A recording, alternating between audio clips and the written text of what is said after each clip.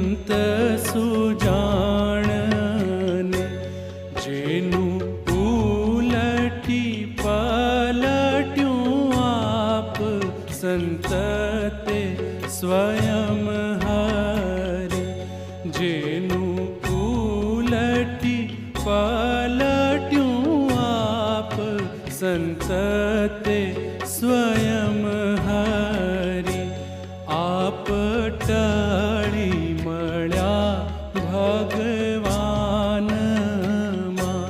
જેના આપમાં હરિનો વ્યાપ સંત તે સ્વયં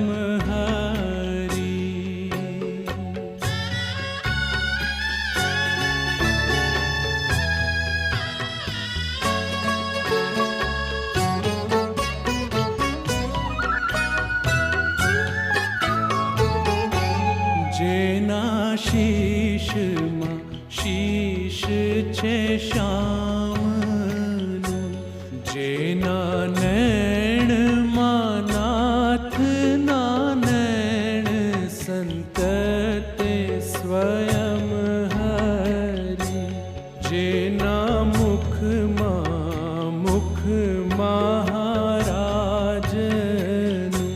જેના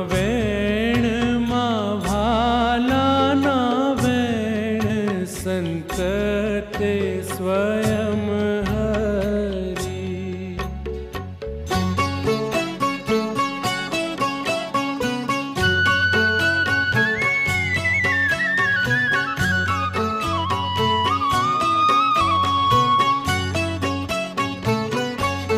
જેના કાનમાં કાન છે કૃષ્ણના જેના નાકમાં નાસિકાનાથ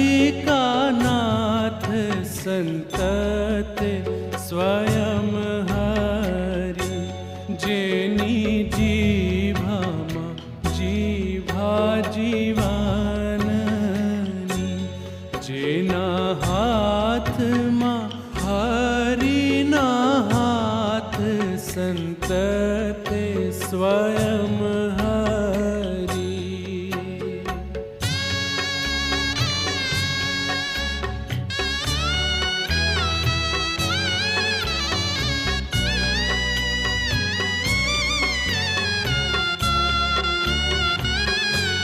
જેના હૃદયમાં હૃદય હરિતાણું જેના પાવમાં પ્રભુના પાવ સંત તે સ્વયં હરિ જેમ હીરો હીરા વડે વેંધીએ તેમ થયો તે સહજ સમાવ સંત તે સ્વયં હરિ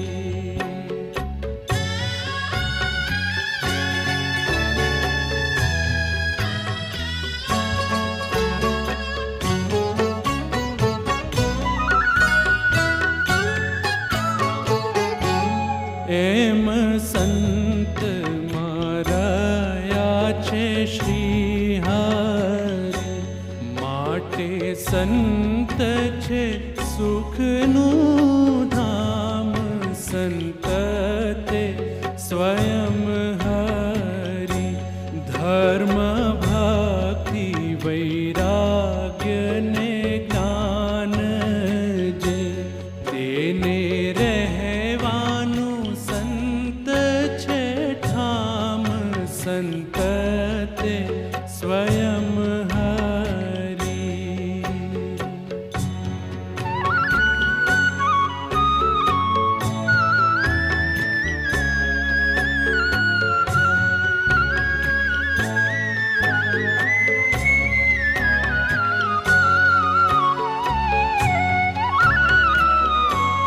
એવા સંત શિરોમણી ક્યાં મળે જેણે દેહ બુદ્ધિ કરી દૂર સંત તે સ્વયં હરિ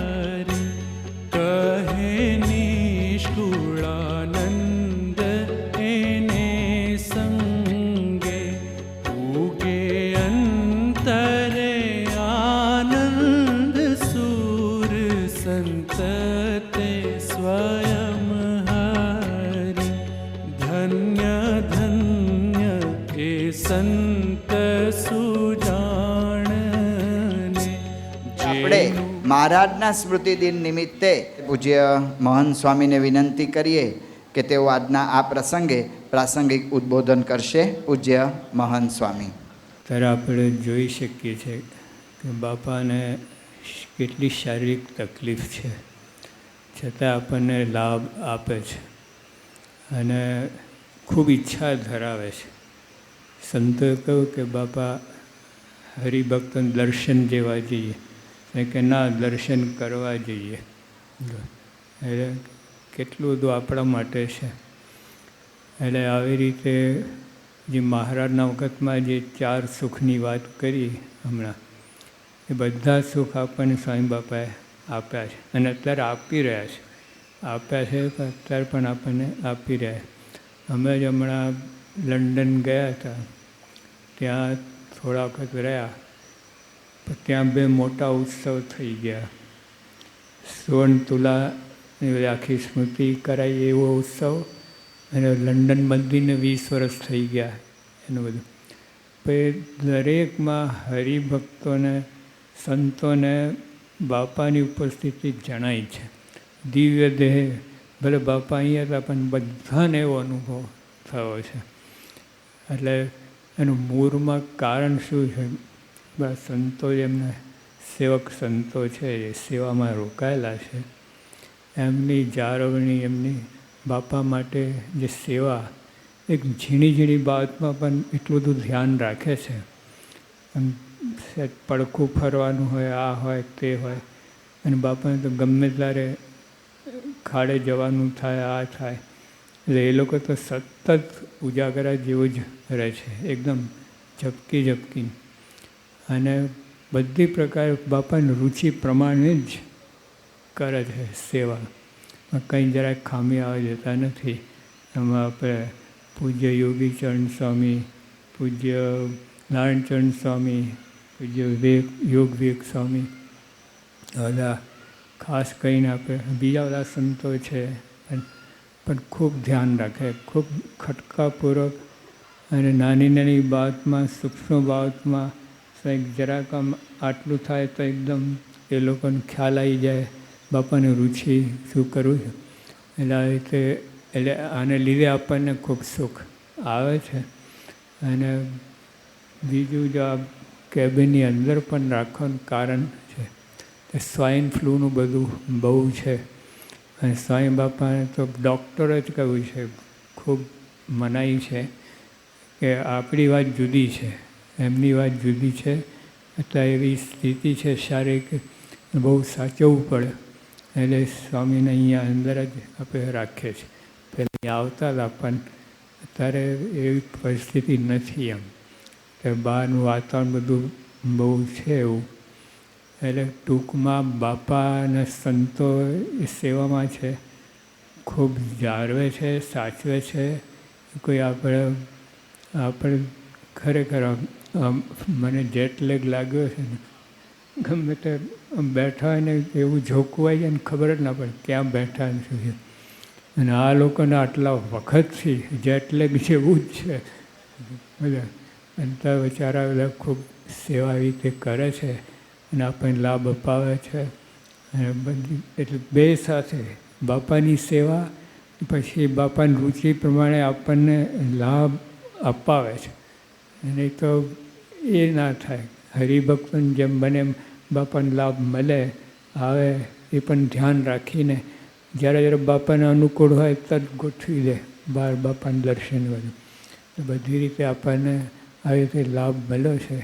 એટલે આવી રીતે એમને બધાને ખૂબ ધન્યવાદ આપણે માનીએ. અને આવી રીતે બાપા લાભ આપતા રહે પ્રાર્થના. સહેજાન સ્વામી.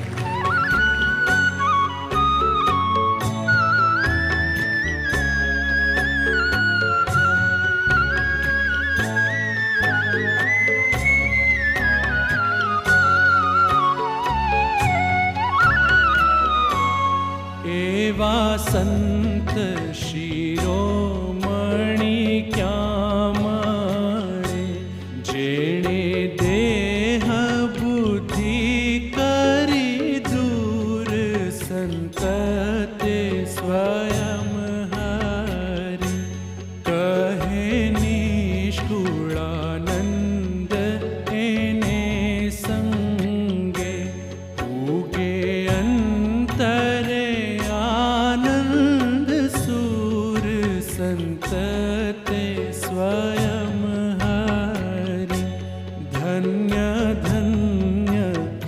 સંત સુજાણને જેનું ઉલટી પાલટ્યું આપ સંત તે સ્વયં હરી સંત તે સ્વયં